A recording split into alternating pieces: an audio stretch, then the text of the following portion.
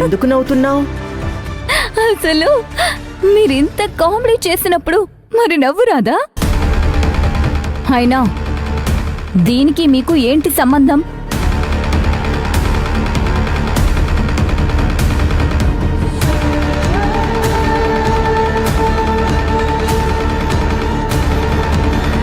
ఓ, ఇప్పుడు అర్థమైంది.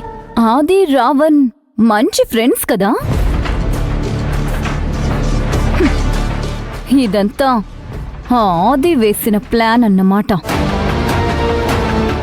అటు నుంచి నరుక్కు రాలేక మీ నుంచి నరుక్కు రావాలని చూస్తున్నాడు. ఆది బాగానే ప్లాన్ ఇంప్లిమెంట్ చేయాలని అనుకుంటున్నాడు, కానీ ఏ బెనిఫిట్ లేకుండా చెయ్యడు కదా.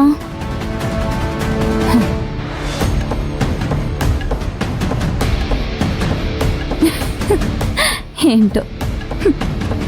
హలో, అలా వెళ్ళిపోతుంటే ఏంటి అర్థం? ఇది నాకు ఇష్టం లేదు అని అర్థం. మీరా రావణ్ తరపున వకాల్తా పుచ్చుకొనొచ్చారన్నమాట. మామూలుగా అయితే మీకు నాకు వైరం లేదు, అయినా ఆది కోసం మీరు నాతో వైరం పెంచుకున్నారు. నన్నిలా ఇబ్బంది పెడుతూనే ఉన్నారు. ఇదంతా మీరు ఆది కోసం చేస్తున్న పనని నాకు తెలుసు. ఆది అండ చూసుకొని రావణ్ బయటికి రావాలని చూస్తే నేనసలు చూస్తూ ఊరుకోను. నువ్వలా చేయలేవు. నేనేం చెప్పినా చేస్తానని అగ్రిమెంట్ మీద సంతకం పెట్టావు. అది ఇంటి పనుల వరకు మాత్రమే సంబంధించింది. రేపు నాతో అగ్రిమెంట్ సైన్ చేశావు కదా, ఎవరినైనా చంపేయి అంటే చంపడానికి వీలవుతుందా? ఇంటి పనుల విషయంలో మీరేం చెప్పినా చేస్తాను, కానీ వేరే ఏ పనులకి ఒప్పుకోను. సంతకం చెయ్యకపోతే నువ్వు ఇల్లు వదిలిపెట్టి వెళ్ళలేవు.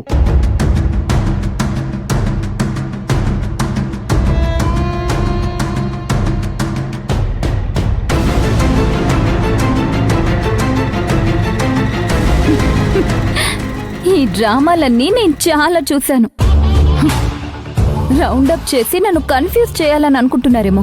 మీ ఫ్యూజులు ఎగిరిపోయేలా చేస్తాను. నాతో పెట్టుకోకండి.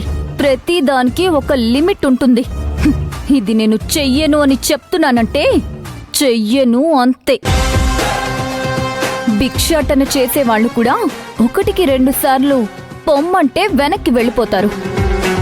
మీకు అంతకు మించి చెప్పాల్సిన అవసరం లేదనుకుంటున్నాను. నేను నో అన్నానంటే నో అనే అర్థం. రావణ్కి భయపడుతున్నట్టుంది. అతను బయటికొస్తే నిన్నేదైనా చేస్తాడని భయం కదా. అతన్ని విడిపించడానికి ఎంత డబ్బు ఆఫర్ చేశాడు? ఎంత ఇస్తానన్నాడు? ఎంగిలి మెతుకులకి ఆశపడే బతుకులు మీవని అర్థం అవుతుంది.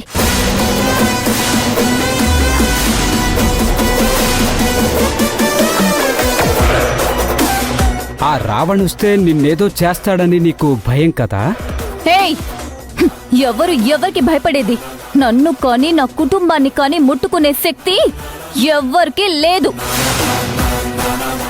ఎవ్వరూ ఏమీ చేయలేరు. మీ ఆతినే నా ఇంట్లో ఉండి ఏమీ చేయలేకపోయాడు. ఆ జైల్లో ఉన్నవాడు ఏం చేస్తాడు? ఈ ప్రస్తావన ఇంకొకసారి తెస్తే మీ సంగతి తేలుస్తాను.